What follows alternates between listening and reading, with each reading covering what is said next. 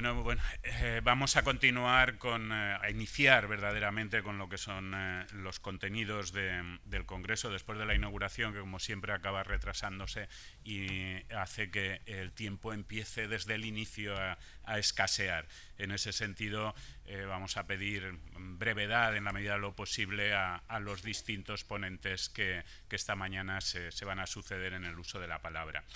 Bueno, la primera actividad o conferencia versa sobre desafíos del uso de Big Data, inteligencia artificial y algoritmos para el buen gobierno y la transparencia, y la presenta el doctor Emilio Soria Olivas, sobre la inteligencia artificial y el análisis masivos de datos presente y futuro.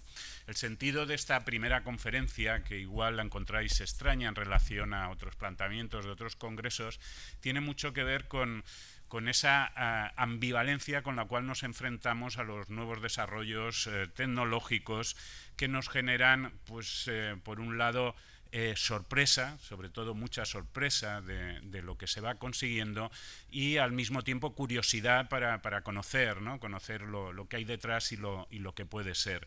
Pero ambivalencia sobre todo porque el decano de la facultad en la inauguración lo ha explicado muy bien, genera miedo, ¿no?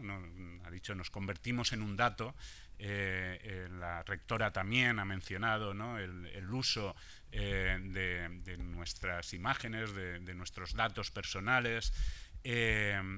Genera miedo, pero al mismo tiempo genera esperanza en que las nuevas tecnologías permitan, pues, nuevos desarrollos que beneficien al bienestar y a la libertad de los individuos. Bueno, y eso se junta con otra reflexión que el conseller ha hecho, ¿no? Cuanto más sabemos, menos podemos prever. Y sobre todo nos ha advertido sobre la ignorancia que tenemos sobre este nuevo mundo y lo que supone, ¿no? Bueno, ¿qué es eso de la innovación? Decía que les presentaban en la consellería muchísimas novedades como rompedoras que iban a cambiar el mundo, y al cabo de poco tiempo pues se habían olvidado, no habían tenido ningún impacto. Bueno, pues para intentar conocer un poco mejor el contexto a partir del cual se mueve la reflexión más jurídica y politológica de este congreso, hemos decidido invitar a un especialista en la materia, en el Big Data, en la inteligencia artificial, que es Emilio Soria Olivas. Emilio Soria es, aparte de amigo de mucho tiempo, es licenciado en físicas, fue premio extraordinario por la Universidad de Valencia, doctor ingeniero electrónico, actualmente es catedrático de la universidad en este área de conocimiento, es director del máster en ciencia de datos de la UVEG y ha participado también en el diseño del grado en ciencia de datos que se pone en marcha este mismo año en la universidad. En 2014 fundó el IDAL, que es el Laboratorio de Análisis de Datos Inteligente de la Universidad de Valencia, siendo su director hasta 2017.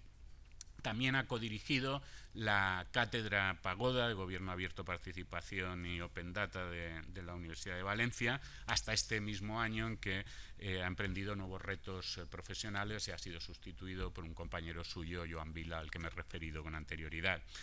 Emilio es autor de más de 80 publicaciones indexadas con JCR, autor de 5 libros completos y más de 20 capítulos en libros internacionales.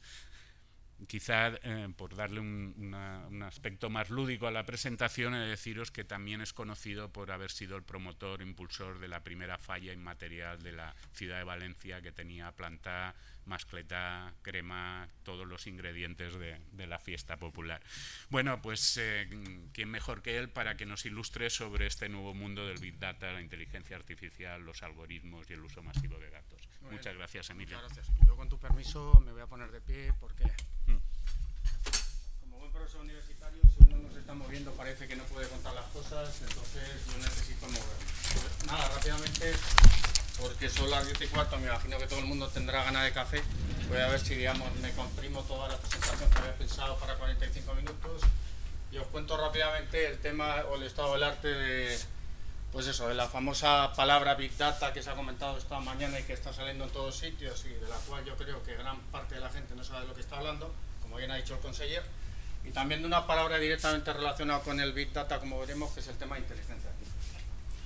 Esta mañana ha salido varias veces la palabra revolución. Cuando se dice muchas veces la palabra revolución con algo, pues al final es como el cuento del lobo, ¿no? O sea, viene el lobo, viene el lobo, viene el lobo, la gente no se lo cree y al final el lobo viene y se come a las ovejas. Y eso es lo que va a pasar, o eso es lo que está pasando. Durante mucho tiempo se está hablando de revolución, la gente no se lo cree, pero ya estamos en medio de una revolución. Pensar lo que hacíamos hace 10 años en relación a cómo hacemos las cosas ahora, y vais a ver como muchas cosas, gran parte de las cosas a nivel social, económico y político han cambiado. Luego estamos en medio de una revolución y estamos viendo solamente, digamos, las primeras partes de esa revolución. Esto es un libro recién salido del horno, pero vamos, tendrá 15 días, que os aconsejo que si podéis lo leáis, porque es un libro muy bueno. Este buen hombre, Tim O'Reilly, tiene mucha fama de ser un hombre que, vamos, que prevé cambios. O sea, es un visionario tecnológico y muy bueno. O sea, lleva desde 20 años, digamos, haciendo previsiones y la verdad es que las ha acabado. El título, cuando lo vi en el estante, me llamó la atención, lo de la economía WTF. Yo empecé a hacerme mis pajas mentales de qué narices era eso y luego resulta que aquí estaba la explicación. Ahí es una economía que se llama What the fuck. Hablando un poco, digamos, haciendo una traducción un poco literal, sería qué carajo, o qué, una palabra que rima con talones y lo dejamos por ahí. Entonces, lo que dice simplemente desde el minuto 1 es justamente está explicando la revolución de la que estamos hablando. Y merece muchísimo la pena leerlo, porque te pone nada, pues blanco sobre negro, sobre lo que está pasando y sobre lo que va a pasar. A ver si esto me quiere hacer caso. Vale. Elementos importantes en esta revolución a nivel tecnológico. Yo voy a hablar de mi campo de conocimiento, entonces os voy a poco situar de lo que ha pasado en los últimos años a nivel tecnológico y por qué eso, digamos, se ha reflejado en el tema de Big Data. Aquí tenéis una evolución del precio por mega desde el 82 hasta el 2010. Fijaros que corté hace 8 años, pero me gusta esta gráfica para que veáis la evolución del precio. O sea, aquí, digamos, fijaros que lo tenéis en $1000, y aquí el precio por megabyte, bueno, aquí $700 por megabyte en el punto de arranque, y aquí lo tenéis en 0.002 euros por megabyte. Esta gráfica es una gráfica logarítmica. Este factor que hay de aquí a aquí es un factor de 35.000. Eso significa que, por ejemplo, un Maserati que en este año costaba 350.000 euros, pues aquí lo podemos comprar por 10 euros. O sea, imaginaros que todos fuéramos con un Maserati, digamos que lo tuviéramos todos en la puerta. Pues esa es la evolución que hemos tenido a nivel de almacenamiento de datos. O sea, ya tenemos una parte importante que es el almacenamiento de datos. Siguiente elemento importante, vale, yo puedo almacenar datos, pero ¿puedo hacer algo con esos datos? Pues entonces aparece esta otra gráfica, que esto es el MIPS, es millones de instrucciones por segundo que puedo hacer por cada $1000. Es decir, yo pongo en la mesa $1000, ¿cuántos millones de instrucciones por segundo puedo hacer? Esta gráfica vuelve a ser, todo este tipo de gráficas de evoluciones tecnológicas son de tipo logarítmico. Fijaros, es uno partido por 1000 millones, uno partido por 1 millón, uno partido por 1000, 1000 y 1 millón, ¿vale? Pues fijaros que esta evolución, digamos donde estamos ahora mismo, en apenas 10 años, la evolución que hemos tenido. O sea, nuestra capacidad de computación ha crecido en los últimos años una barbaridad. Es decir, tenemos datos y tenemos también posibilidad de procesarlos. Luego, dos elementos muy interesantes. Esto también recién salido del horno. Este es un dispositivo que uno lo ve, esto tiene esta pinta, es como si fuera un lápiz de memoria. O sea, tú lo ves y te crees que es un lápiz de memoria. Pues este dispositivo es capaz de implementar, ahora lo voy a decir todo el palabra tecnológico, pero luego conforme vayamos avanzando en la presentación os lo voy a ir explicando. Este dispositivo es capaz de desarrollar los algoritmos más avanzados de aprendizaje profundo. Vuelvo a repetir, es un dispositivo que tiene una pinta de un lápiz de memoria y cuesta 70 euros, ¿vale? Pues con este dispositivo, conforme vayamos avanzando en la presentación, os comentaré lo que es capaz de hacer. 70 euros, ¿eh? Vale, ya tenemos entonces, fijaros, capacidad tecnológica. Puedo almacenar y puedo procesar. Pero bueno, ¿y los datos? ¿Qué comentamos de los datos? Pues mirad, aquí en esta presentación tenéis una comparación en el 2017 y 2018 de lo que pasa en un minuto en Internet. Entonces, claro, uno ve estas cifras y la verdad es que llama la atención. Si nos situamos en este año, fijaros que en Google tenemos 3,7 millones de búsquedas cada minuto. Si esto lo multiplicáis por, digamos, por todo un día, por toda una semana, por todo un año, vais a ver que la cantidad es brutal. Netflix, ¿cuántas horas se ven? Por 266.000 horas se ven en cada minuto de Netflix. Fijaros también la evolución de Netflix. O sea, cómo ha crecido, digamos, este proveedor de servicios digitales o de contenidos digitales. Hablamos del online, compras online. Cada minuto cerca de $900.000 en compras online, ¿vale? Y bueno, si veis el resto de números, la verdad es que son mareantes. Luego, fijaros, ya tengo 3 elementos importantes. Puedo almacenar datos, puedo jugar con ellos a nivel de computación y encima tengo datos por donde quiera. De hecho, tengo tantos datos que yo creo que estamos perdiendo el norte, como decía como se ha dicho antes, que es, pues eso, todo el tema de redes sociales. Estas palabras que están aquí cortadas son del director de la CIA y son reales. Y lo que decía el director de la CIA es, nos hemos tirado 20 años intentando extraer conocimiento de la gente y luego la gente es justamente la que nos da toda la información que necesitamos. Si es que solamente tenemos que irnos a las redes sociales para sacar toda la información. Y yo creo que estamos perdiendo el norte, porque aquí se está hablando de gente que está detrás de los ordenadores a ver qué información te pueden cazar. Pero si muchas veces es el propio usuario, el tonto que pone la información, digamos, suya propia para que los demás lo cacen. Hay una página web, que estos son unos holandeses, que son unos cachondos mentales, que justamente el nombre hace referencia a lo que hacen. Ellos van buscando por las redes sociales gente del tipo de, se hacen una foto detrás de su casa, enfocan bien la calle y el número y dicen, me voy a ir de vacaciones una semana. Evidente, pues entonces ponen tal tipo en tal ciudad, tal número, se va de vacaciones una semana y así lo van recopilando. De alguna manera lo están haciendo para que la gente vea el peligro que supone poner sus datos, digamos, en las redes sociales. Pasa lo mismo que las fotos geolocalizadas. Uno se extraña a decir, ¿cómo es posible que sepan dónde en cada momento dónde estoy? Pues hombre, si subes las fotos geolocalizadas, básicamente lo estás diciendo tú. No hay nadie por ahí que esté preocupado de dónde estás tú. Otro libro interesante, Manía de Profesor Universitario, y recomendando libros. Los delitos del futuro es un libro que está extremadamente divertido. De hecho, justamente de aquí saqué el ejemplo este de los holandeses. Y está escrito por un especialista en la materia y es bastante interesante. Redes sociales, pero atención a la siguiente ola, que es el tema de los dispositivos vestibles y los dispositivos que se conectan a Internet. Mirad. Para que veáis la evolución, el círculo blanco es la cantidad de personas, el círculo negro es la cantidad de dispositivos conectados a Internet. Hemos tenido que cambiar el protocolo de Internet para poder, digamos, conectar todos los dispositivos que se pueden conectar, porque es que no quedaban, digamos, direcciones de Internet disponibles. Pues mirad cómo ha ido creciendo. O sea, el círculo negro se ha comido a la cantidad de personas y fijaros la evolución que tenemos, es decir, cantidad de personas 7,6 billones en el 2020, cantidad de dispositivos 50 billones en el 2020, ¿vale? O sea, 6 veces más dispositivos conectados a Internet que personas. De hecho, cosa curiosa, en el 2011 habían más diálogo máquina a máquina, es decir, habían más máquinas comunicándose entre sí que personas comunicándose entre sí. En el 2011. O sea, eso fue hace 7 años. Imaginaos ahora cómo está el patio. Vale, entonces, con todos estos datos surge el famoso concepto Big Data, que bajo mi punto de vista se ha sobreexplotado, como decía el conseller. Todo el mundo aquí habla de Big Data y se están prometiendo muchas cosas, que se pueden conseguir muchas cosas, pero no todas las que se prometen se pueden conseguir. Entonces, pues bueno, pues ahora se está pagando el marketing excesivo que se ha hecho sobre eso.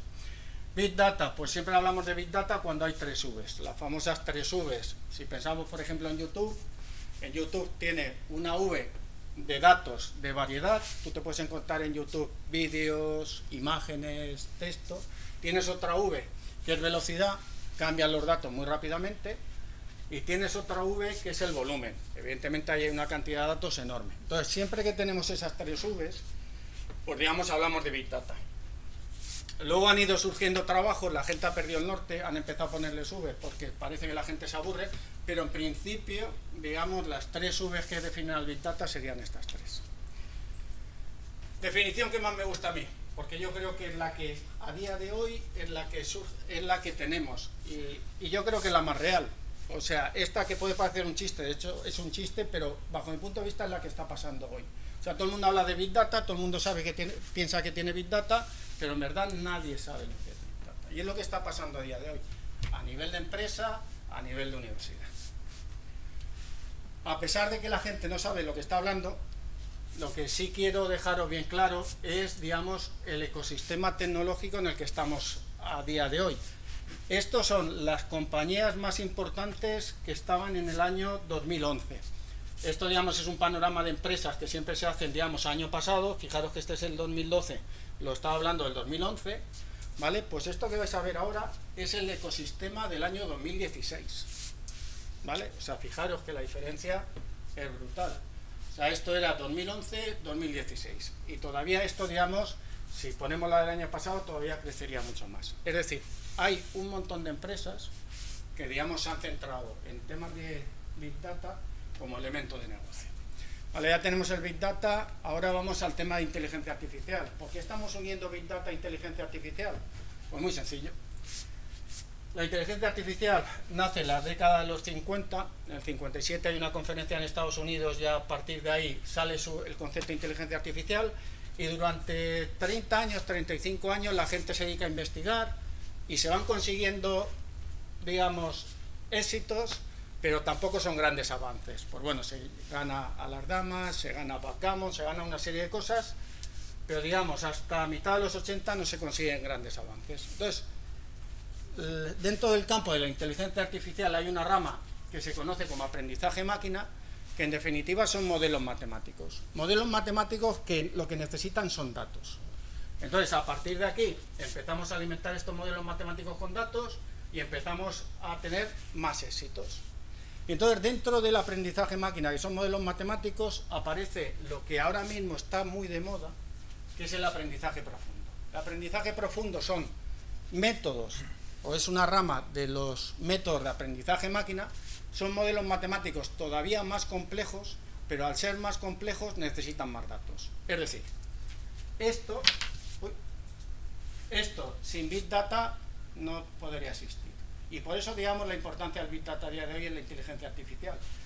Todos los elementos de inteligencia artificial que hoy funcionan y que lleváis todos, por ejemplo, los asistentes personales de los teléfonos, los reconocedores de cara, los reconocedores de vídeo, cualquier GPS, son modelos de aprendizaje profundo. O sea, cuando uno habla de inteligencia artificial a día de hoy, está hablando de aprendizaje profundo. Y estos sistemas de aprendizaje profundo lo que necesitan son datos para comer. Si no tienen datos, esos sistemas no funcionan. Entonces, fijaros que, digamos, el Big Data y la inteligencia artificial están unidos justamente por ahí, ¿vale? Vamos a hablar, una vez que ya tenemos definidos inteligencia artificial, la que de verdad funciona, que son los sistemas de aprendizaje profundo, y el Big Data, vamos a hablar un poco de los éxitos. A ver, a día de hoy, ¿cómo estamos? Primera competición. Esta es una base de datos de imágenes donde, bueno, tenéis ahí todos los datos. Son 15 millones de imágenes con cerca de 22.000 categorías. Es decir, imágenes de este estilo. Hay una imagen donde, digamos, pues aparece un leopardo, aparece un contenedor. Entonces, el sistema, digamos, tiene que determinar qué es lo que aparece en esa imagen, ¿vale? Entonces, ese sistema compite con un humano. El mejor humano tiene una relación de error de 4,5-4% sobre ese conjunto de imágenes, ¿vale? Un 4%. Esto que tenéis aquí es el 2010. Esto es el sistema experto el mejor, 28%. 2011, 26%.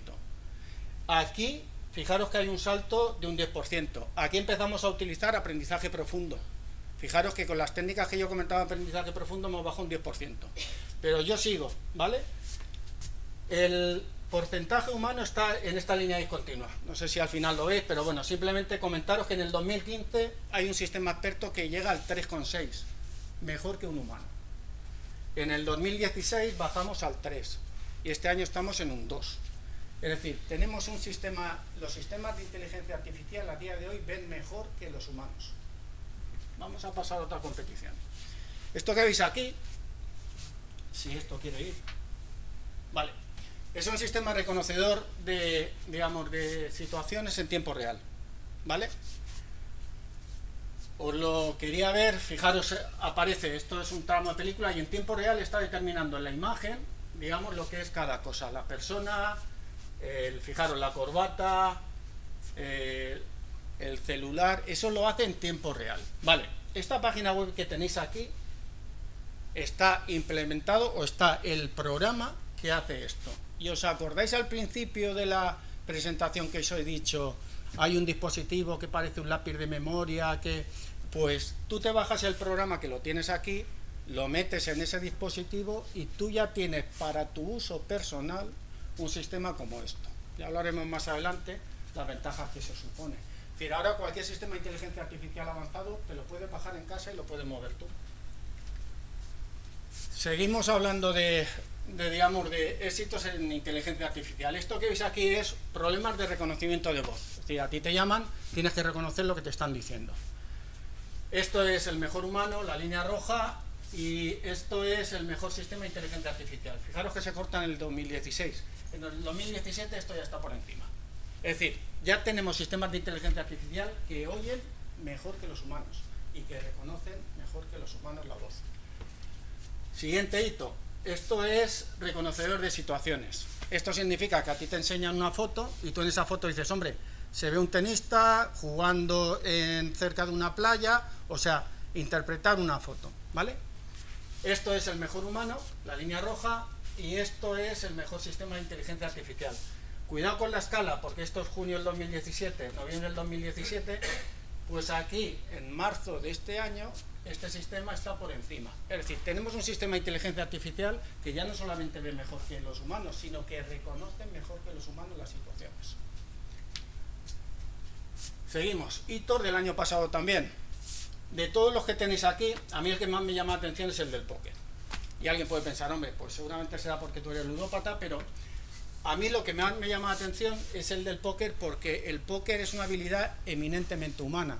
No sé si habéis jugado al póker, pero en el póker es una clave tirar faroles y aguantar faroles.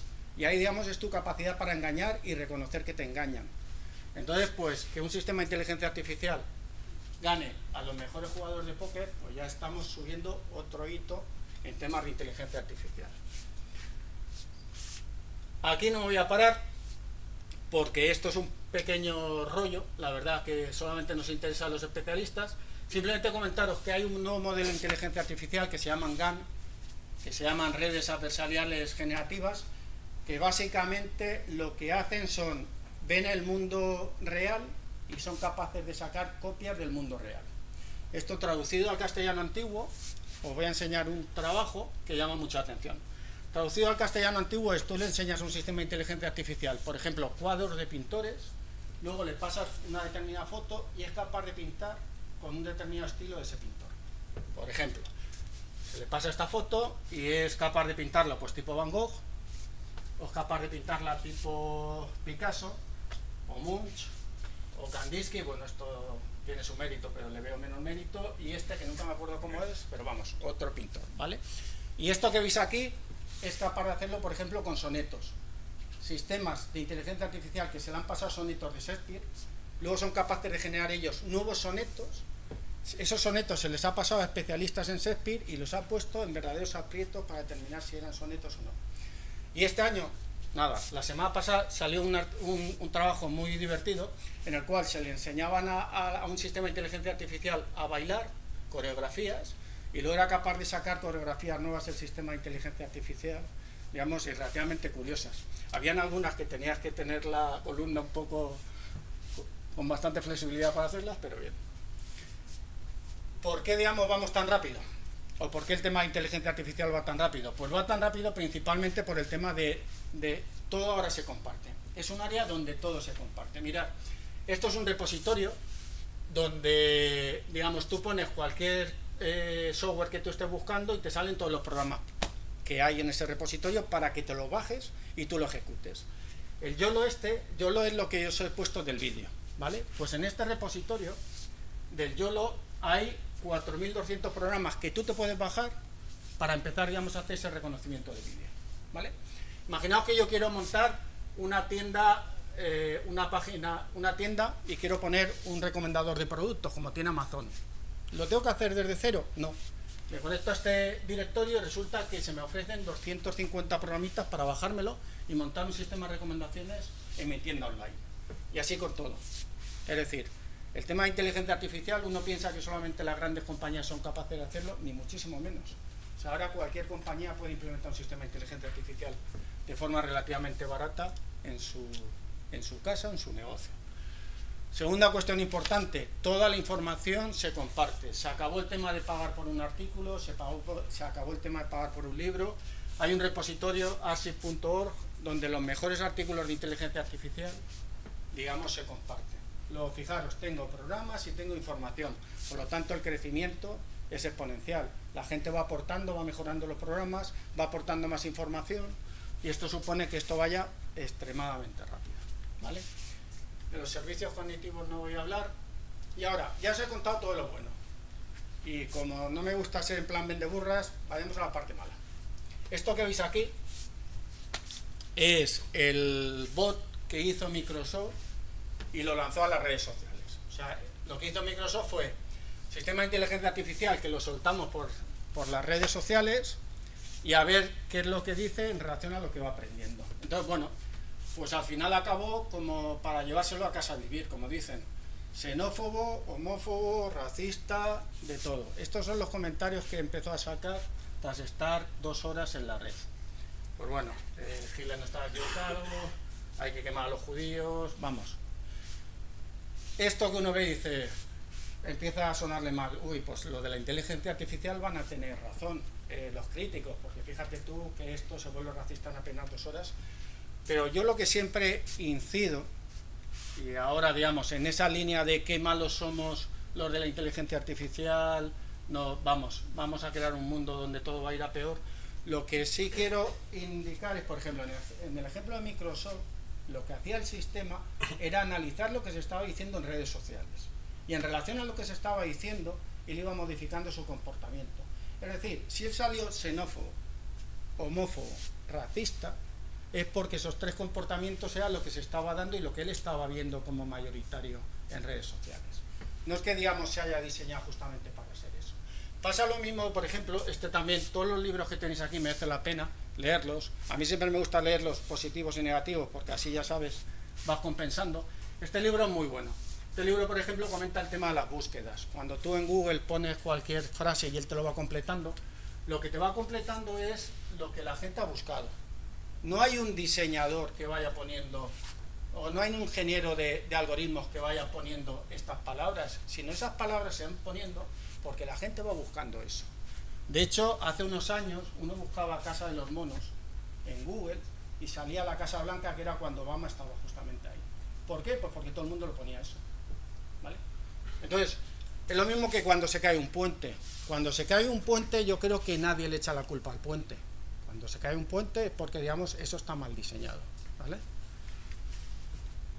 Independientemente de que hay que ir con mucho cuidado con el tema de inteligencia artificial, lo que sí está claro es que tenemos por delante un cambio disruptivo a todos los niveles. Si hablamos a nivel económico, pues estos consultores McKinsey son clásicos y este report es muy bueno.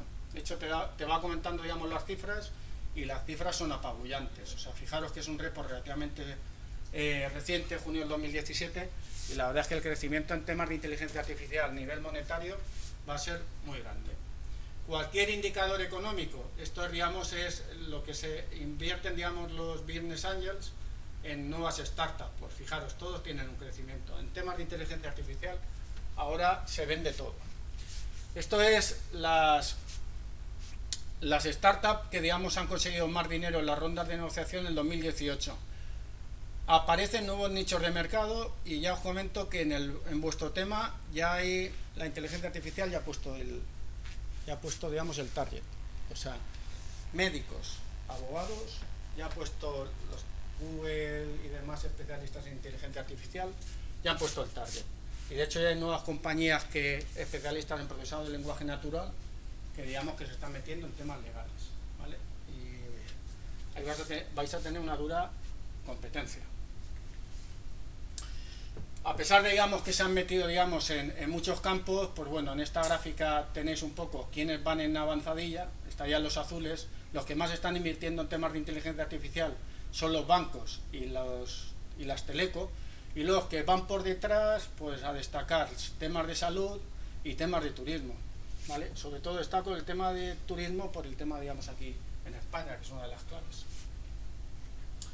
Y nada, para terminar, y quería concretar, no he podido, lo siento, simplemente dos comentarios de dos personas que yo creo que merecen toda la credibilidad del mundo.